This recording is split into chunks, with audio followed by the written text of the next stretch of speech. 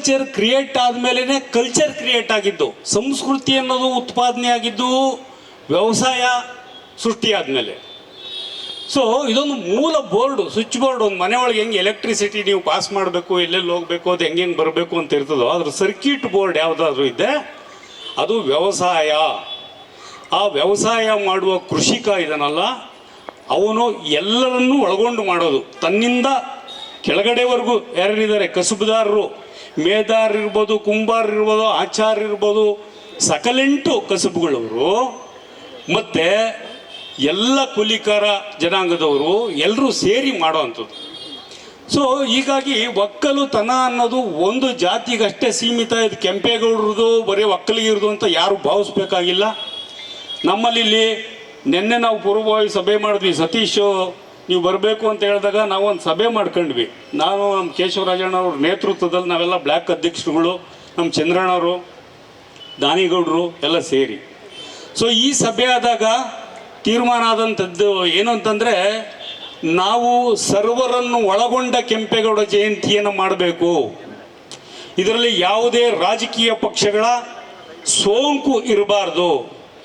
ಎಲ್ಲರಿಗೂ ಸಮಾನ ಅವಕಾಶ, ಎಲ್ಲ ಲೀಡರ್ಗಳಿಗೂ, ನಮ್ಮ ಹಿರೀಕರು ಏನಿದ್ದಾರೆ, ಐಕನ್ಸ್ ಏನಿದ್ದಾರೆ, ಅದು ಯಾವ ಪಕ್ಷದಲ್ಲಾದರೂ ಇರಲಿ, ಅವ್ರಿಗೆ ಒಂದು ಸಮಾನವಾದ ಅವಕಾಶ ಸಿಗಬೇಕು ಅನ್ನೋ ಅಂಶವನ್ನು ನಾವು ತೀರ್ಮಾನಕ್ಕೆ ಬಂದಿದ್ದೀವಿ.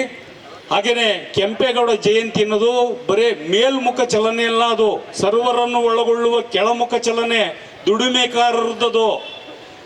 ಯಾವ ನೆಲದಲ್ಲಿ ದುಡಿಮೆಕಾರ ಮಕ್ಕಳುಗಳು, ಯಾವ ಸಮುದಾಯನಾಗಿರಲಿ, ಅವರೆಲ್ಲ ಉಳಿಬೇಕಾದ್ರೆ ವ್ಯವಸಾಯ ಉಳಿಬೇಕು. ಇವತ್ತು ವ್ಯವಸಾಯ ಅಳಿವಿನ ಅಂಚಿಗೆ ನಡೀತಾ ಇದೆ, ರೈತರ ಆತ್ಮಹತ್ಯೆ ನಡೀತಾ ಇದೆ. ಈ ವಿಚಾರದಲ್ಲಿ ನಮ್ಮ ಒಕ್ಕಲಿಗರ ಸಂಘದ ಅನೇಕ ಸದಸ್ಯರುಗಳು ಇಲ್ಲಿದ್ದಾರೆ, ಅವರು ಕೂಡ ಇದನ್ನು ಮನಗೊಳ್ಳಬೇಕು. ಹಾಗೆಯೇ ಆಡಳಿತಾತ್ಮಕ ಐಕನ್ನಾಗಿ ನಮಗೆ ಕೆಂಪೇಗೌಡರು ಹೇಗೋ, ಸಾಂಸ್ಕೃತಿಕ ಐಕನ್ನಾಗಿ ಕುವೆಂಪು ಅವರು ಕೂಡ ನಮ್ಗೆ ಅಷ್ಟೇ ದೊಡ್ಡವರು. ಈ ಇದರಲ್ಲಿ ಕುವೆಂಪು ಅವ್ರದ್ದು ಒಂದು ಭಾವಚಿತ್ರ ಮುಂದಿನಿಂದ ನಾವು ಹಾಕಬೇಕು. ಇದು ಮುಖ್ಯ ಸಂಘದಲ್ಲೂ ಕೂಡ ಇದೆ, ನಮ್ಮ ಶ್ರೀನಿವಾಸ್ ಅವ್ರಿಗೆ ಗೊತ್ತು, ಹಿರಿಯರಿಗೆ. ಸೊ ಅದನ್ನು ಒಂದು ಹಾಕ್ಕೊಬೇಕು ನಾವು. ಈಗ ಹಾಕಿ ಮಾಡಿ ರಾಜಕೀಯವನ್ನು ರಾಜಕೀಯಕ್ಕೆ ಸೀಮಿತಗೊಳಿಸ್ಬೇಕು. ವೈಯಕ್ತಿಕ ವೈಷಮ್ಯಗಳಿಗೆ, ದಬ್ಬಾಳಿಕೆಗೆ ಬಳಸಬಾರ್ದು. ಒಕ್ಕಲಿಗರ ಸಂಘ ಸರ್ವರನ್ನು ಒಳಗೊಳ್ಳುವ ಒಂದು ಸಂಘಟನೆಯಾಗಿ ರೂಪುಗೊಳ್ಳಲಿ.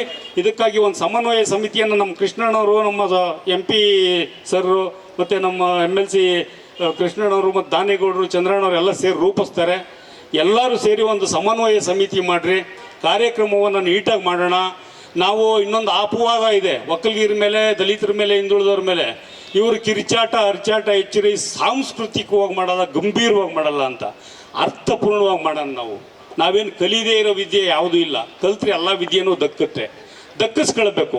ನಾವೆಲ್ಲ ದಲಿತ ಸಮುದಾಯವನ್ನು ಒಳಗೊಂಡು, ಹಿಂದುಳಿದವ್ರನ್ನ ಒಳಗೊಂಡು, ನಿಮಗೆ ಗೊತ್ತಿರ್ಬೋದು, ಒಂದೊಂದು ಜಾತಿಗೆ ಒಂದೊಂದು ಪೇಟೆಯನ್ನು ಮಾಡಿದ್ರು ಕೆಂಪೇಗೌಡರು. ಸೊ ಅದನ್ನು ಸತೀಶ್ ಹೇಳ್ತಿದ್ರು, 62 ಪೇಟೆಗಳನ್ನು ಮಾಡಿದರು ಅಂತ. ಅದೇನು ತಮಾಷೆ ವಿಚಾರ ಅಲ್ಲ. ಆಡಳಿತಾತ್ಮಕತೆಯನ್ನು ರೂಪಿಸುವಂಥ ಒಬ್ಬ ವ್ಯಕ್ತಿ ಸದಾಕಾಲ ಸರ್ವರನ್ನು ಒಳಗೊಳ್ಳಬೇಕು.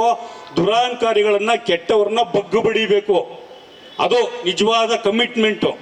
ಸೊ ಆ ಕಮಿಟ್ಮೆಂಟನ್ನು ಇಟ್ಕೊಂಡು ನಮ್ಮ ಈ ಸ್ವಿಚ್ ಬೋರ್ಡ್ ಏನಿದೆ, ವ್ಯವಸಾಯ ಅನ್ನೋದು, ಕೃಷಿ ಅನ್ನೋದು, ಅದ್ರ ಕೆಳಗಡೆ ಬರೋ ಆ ಬೆವರಿಗೆ ಸಂಬಂಧಪಟ್ಟ ಎಲ್ಲ ಜನರನ್ನು ರಕ್ಷಣೆ ಮಾಡ್ಕೊಬೇಕು ಒಕ್ಕಲಿಗರ ಸಂಘ. ಈಗಾಗಲೇ ಬೇರೆ ಬೇರೆ ಈ ಜಾತಿಗಳ ನಡುವೆ ಸಂಘರ್ಷಗಳಿರ್ಬೋದು, ಎಲ್ಲ ದೂರ ಮಾಡಬೇಕು. ಡೆಮಾಕ್ರಸಿ ಇರೋದೇ ಅದಕ್ಕೆ, ಎಲ್ಲರನ್ನು ಸಮಾನಗೊಳಿಸೋಕ್ಕೆ. ಒಂದು ಬಹುಸಂಖ್ಯಾತವಾದಂಥ ಯಲಹಂಕ ಕ್ಷೇತ್ರದ ಒಕ್ಕಲಿಗ ಜನಾಂಗ ತನಗಿಂತ ಕೆಳಗಿರೋ ಬೆವರ ಸಂಸ್ಕೃತಿಯ ಎಲ್ಲ ಜಾತಿಗಳನ್ನು ಒಳಗೊಂಡು ಹೊಸ ಸಮಾಜವನ್ನು ನಿರ್ಮಾಣ ಮಾಡೋಕ್ಕೆ ಸಾಧ್ಯ ಆಗುತ್ತೆ. ಅದನ್ನು ಮಾಡಿ ತೀರೋಣ ಅಂತ ಹೇಳ್ತಾ ನಾನು ಮಾತು ಮುಗಿಸ್ತೀನಿ. ನಮಸ್ಕಾರ.